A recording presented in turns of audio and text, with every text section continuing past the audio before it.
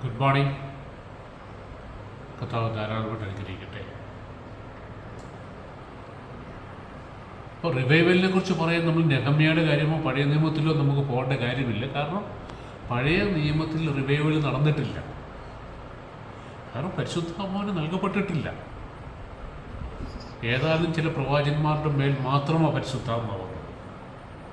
നമ്മൾ ഈ റിവൈവൽ എന്ന് പറയുമ്പോൾ പാട്ടും ഡാൻസും അല്ലെങ്കിൽ നമ്മൾ അനോയിൻറ്റിങ് ആണെന്ന് വിചാരിക്കുന്ന ഒരു കാര്യങ്ങൾ മാത്രമല്ല. വർഷങ്ങൾക്ക് മുമ്പ് തിരുവല്ലയിൽ നല്ലൊരു യങ്സ്റ്റേഴ്സിൻ്റെ ഒരു കൂട്ടായ്മ സ്റ്റാർട്ട് ചെയ്തു. അപ്പോൾ ഞാനിതിനെക്കുറിച്ച് അറിഞ്ഞു. ഞാൻ എൻ്റെ പേരൊന്നും പറയുന്നില്ല. ഒരു ഹസ്ബൻഡ് ആൻഡ് വൈഫാണ് അത് ലീഡ് ചെയ്യുന്നത്. റാന്നിയിൽ നിന്നും പല സ്ഥലം കോട്ടയത്തു നിന്നൊക്കെ യങ്സ്റ്റേഴ്സ് സൺഡേ ഈവനിങ് അവിടെ വരും. അവിടെ ഭയങ്കര വർഷിപ്പും പാട്ടും എല്ലാ കാര്യങ്ങളും, ഭയങ്കര ആരാധന എല്ലാം അല്ല. അപ്പം ഞാനന്ന് ഇതിനെക്കുറിച്ച് ദേവാസനായിരുന്ന PR ബേബി സാർ, ഞാൻ PR ബേബി സാറായിട്ട് വളരെ അടുപ്പമായിരുന്നു.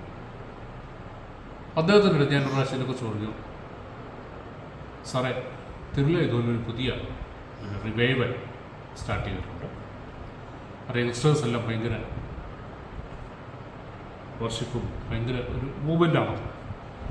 അപ്പോൾ എന്നോട് PR ബേബി സാർ അടുത്ത കാര്യം ചോദിക്കുന്നത്, വിറ്റി അവിടെ ദൈവവചനം ശുശ്രൂഷിക്കപ്പെടുന്നുണ്ടോ അതോ ഈ പാട്ടും ആരാധന മാത്രമേ? ഞാൻ പറഞ്ഞു, സാറേ അതിനെക്കുറിച്ച് ഞാൻ കേട്ടിട്ടില്ല, അങ്ങനെ പറഞ്ഞിട്ടില്ല. അവിടെ മുഴുവൻ കൂടുതൽ വർഷിപ്പാണെന്നാണ് കേട്ടോ. എന്നോട് അടുത്ത നിമിഷം ഒരു പ്രവചനം പറയുക, വിറ്റി നിലനിൽക്കത്തില്ല. ഞാൻ ശരിക്കും അത്ഭുതപ്പെട്ടു. അന്നെനിക്ക് അങ്ങനെ സ്പിരിച്വൽ ഞാൻ ആ വിശ്വാസത്തോട് വരുന്നേ ഉള്ളൂ. എനിക്കങ്ങനെ ചോദിക്കാനോ പറയാനൊന്നും അറിയത്തില്ല. പക്ഷേ ഞാൻ ഓർത്തോടെ ഇത്രയും വലിയൊരു കൂട്ടായ്മ നിന്നു പോകുന്നു പറയാൻ കാര്യം എന്താ? അദ്ദേഹം അത്രയും പറഞ്ഞു പോയി. എന്നോട് പറഞ്ഞു നിലനിൽക്കത്തില്ല. ഏതാണ്ട് ഒരു വർഷം കഴിഞ്ഞപ്പോൾ ഈ ബേബി സാർ തന്നെ എൻ്റെ അടുത്ത് പറഞ്ഞു, ഇതിൻ്റെ കൂട്ടായ്മയുടെ ലീഡർഷിപ്പിൽ നിന്ന് ഹസ്ബൻഡ് ആൻഡ് വൈഫ് അവർ സെപ്പറേറ്റഡ് ആകാൻ, ഡിവോഴ്സ് ആകാൻ പോകുന്നതിന് മുമ്പ് കൗൺസിലിങ്ങിന് ബേബി സാറിൻ്റെ അടുത്ത് ചെയ്തിരുന്നു. ആലോചിച്ച് വയ്ക്കും. റിവൈവലിൻ്റെ മുമ്പിൽ നിന്നവരാണ്.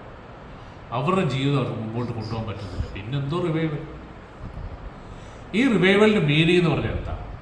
റിവൈവലിൻ്റെ മീനിങ് എന്ന് പറഞ്ഞു കഴിഞ്ഞാൽ ഒന്നിൽ കർത്താവിനെ അറിയാത്തവർ കർത്താവിനെ അറിഞ്ഞ് അവർക്കൊരു പുതിയ ജീവിതം ലഭിക്കുന്നു. ഒരു റിവൈവൽ എന്ന് പറഞ്ഞു കഴിഞ്ഞാൽ പുനരുദ്ധാനം, അല്ലെങ്കിൽ അതാണ് തോന്നുന്നതിന് മീനിങ്. എന്നാലും ഒരു പുതുക്കം തുടങ്ങും, ഒരു റിന്യൂവൽ, റിവൈവൽ, ഒരു ഉയർത്തെഴുന്നേൽപ്പ്. അല്ലെങ്കിൽ തണുത്ത് കിടക്കുന്ന എന്ന് പറഞ്ഞാൽ നമ്മൾ കർത്താവിൽ വിശ്വാസികളാണോ? നമ്മൾ വെളിപാട് ദിവസം വായിക്കുമ്പോൾ നീ ചൂടോ തണുപ്പോ ഉള്ളവരല്ല, നീ ശീതോഷ്ണവാനാകിയാൽ. എന്നാലും ഒന്നിൽ കർത്താവിന് വേണ്ടി എരിവുണ്ടാകണം, അല്ലെങ്കിൽ കർത്താവിനെ അറിയുകയും ചെയ്യും. ഇതിൻ്റെ ഇടയ്ക്കൊരവസ്ഥയുണ്ട് കേട്ടോ. അത് കർത്താവിന് ഇഷ്ടമില്ലാത്തൊരവസ്ഥയാണ്. നമുക്കറിയാം, കോഫിയൊക്കെ നമ്മൾ എനിക്ക് ഇഷ്ടം അത്യാവശ്യം ചൂടായിട്ട് കുടിക്കുന്നത്, അല്ലെങ്കിൽ പിന്നെ കോൾഡ് കോഫിയാണ്. ഇത് രണ്ടും അല്ലാതെ ചില ആൾക്കാർ കാണാം, കോഫി എടുത്ത് അടുത്ത് വെക്കും. ഇവരുടെ ജോലി ചെയ്തുകൊണ്ടിരിക്കും. ഇത് കുറേ കഴിയുമ്പോൾ പാട പിടിച്ച് തണുത്ത് അതിൻ്റെ ടേസ്റ്റ് മുഴുവൻ പോയി ചില മണിക്കൂർ കഴിഞ്ഞു. ഇവർക്കൊരു പ്രശ്നവും ഇല്ല. എന്നെ കൊണ്ട് പറ്റും. അപ്പോൾ റിവൈവൽ എന്ന് പറയുന്നത് ഒന്നിൽ കർത്താവിനെ അറിയാത്തവർ കർത്താവിനെ അറിഞ്ഞ് അവർക്കൊരു പുനരുദ്ധാനം അല്ലെങ്കിൽ ഒരു പുനർജീവൻ ലഭിക്കും. അല്ലെങ്കിൽ കർത്താവിനെ അറിഞ്ഞ് വർഷങ്ങൾക്ക് മുമ്പ് അറിഞ്ഞ് തണുത്തുപോയി, വീണ്ടും ദൈവവചനം കേട്ടിട്ട് ഒരു ഉണർവ് ലഭിക്കും. അതാണ് റിവൈവൽ. അതിൻ്റെ ഏറ്റവും വലിയ എക്സാമ്പിളാണ് അപ്പോസ്തല പ്രവൃത്തി 2-ാമത്തെ അധ്യായത്തിൽ പത്രോസ് എഴുന്നേറ്റ് നിന്ന് പെന്തക്കോസ്താ ദിനത്തിൽ അവിടെ കൂടി വന്ന ജനത്തോട് പത്രോസ് എഴുന്നേറ്റ് നിന്ന് പ്രസംഗിക്കുന്നതും അതിനുശേഷം അവിടെ ഉണ്ടാകുന്ന സംഭവങ്ങൾ എന്ന് പറഞ്ഞു കഴിഞ്ഞാൽ അന്ന് തന്നെ 3000 പേര് സ്നാനപ്പെട്ട് അവരാദ്യം ഞങ്ങൾ എന്താ ചെയ്യേണ്ടത് രക്ഷപ്പെടാൻ.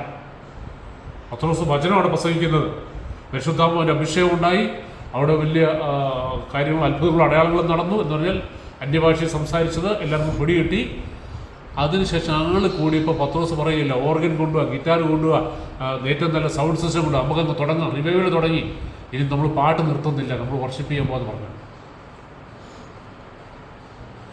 ആൾ കൂടിയെന്ന് കണ്ടപ്പോൾ പത്രോസ് എഴുന്നേറ്റ് നിന്ന് ദൈവത്തിൻ്റെ വചനമാണ് പറയുന്നത്, ശുശ്രൂഷിക്കുന്നത്. നിങ്ങൾ മാനസാന്തരപ്പെടണം. നിങ്ങൾ ക്രൂശിച്ച യേശുവിനെയാണ് കർത്താവായിട്ട് ദൈവം ഉയർപ്പിച്ചത്.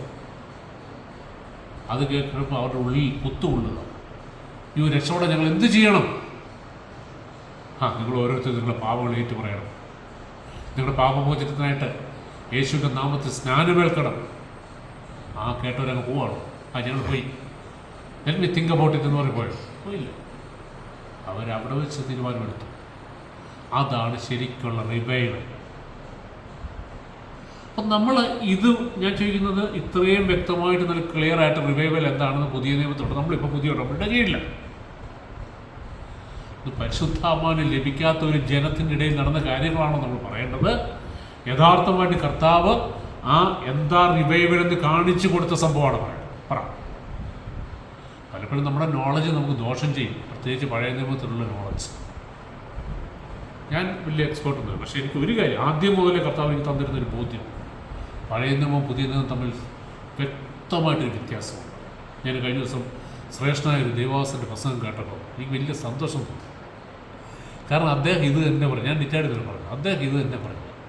അദ്ദേഹം പറയും, എന്നോട് കർത്താവ് ആദ്യം മുതൽ ഇടപെടുന്നൊരു കാര്യം, പഴയ നിയമവും പുതിയ നിയമമുള്ള വ്യത്യാസം എന്താണ്, അത് ജനത്തിന് പറഞ്ഞു കൊടുക്കുക. ഇന്നും അതറിയാത്തതുകൊണ്ട് അനേകർ ആത്മീയ അന്ധതയില്ല. അവർ വിചാരിക്കും ഞങ്ങൾ സ്പിരിച്വലി റിച്ചാ, ഞങ്ങൾക്ക് ഒന്നിനും കുറവില്ല, ഞങ്ങൾ സമ്പന്നരാ. പക്ഷേ ആലോചിച്ച് നോക്കി എവിടെ നിൽക്കുന്നു. ഞാനൊരു എക്സാമ്പിളാണ് പറഞ്ഞത് കേട്ടോ. അദ്ദേഹം മോശക്കാരനാണെന്നോ ഇല്ല തീഷ്ണമില്ലാത്ത ആളെന്നോ ഒന്നുമല്ല ഞാൻ പറഞ്ഞത്. കപട നാട്ടിക അദ്ദേഹം പറഞ്ഞത് അദ്ദേഹത്തിൻ്റെ ആത്മാർത്ഥം കൊണ്ട് അദ്ദേഹം പറഞ്ഞതാണ്. പക്ഷേ അതിനുള്ള എക്സാമ്പിളാണ് പ്രശ്നം. അപ്പോൾ നമ്മൾ തിരിച്ചറിയണം നമ്മൾ ഏത് ഉടമ്പടിയിലാണ് നിൽക്കുന്നത്. നമ്മൾ കർത്താവുമായിട്ടുള്ള ബന്ധം എന്താണ്? ഒന്നിൽ ചൈൽഡ് ലൈക്ക് റിലേഷൻഷിപ്പ്, പുത്രൻ മകൻ, അല്ലെങ്കിലോ ബ്രൈഡൽ റിലേഷൻഷിപ്പ്, ഒരു മണവാട്ടിയുടെ ബന്ധം. മണവാളനും മണവാട്ടിയുമായിട്ട് എന്താ ബന്ധം? അതിൻ്റെ ഇടയിൽ ഒരു ബ്രോക്കറിൻ്റെ ആവശ്യമുണ്ട്. ബാക്കി അടുത്ത ക്വസ്റ്റ്യൻ കഥ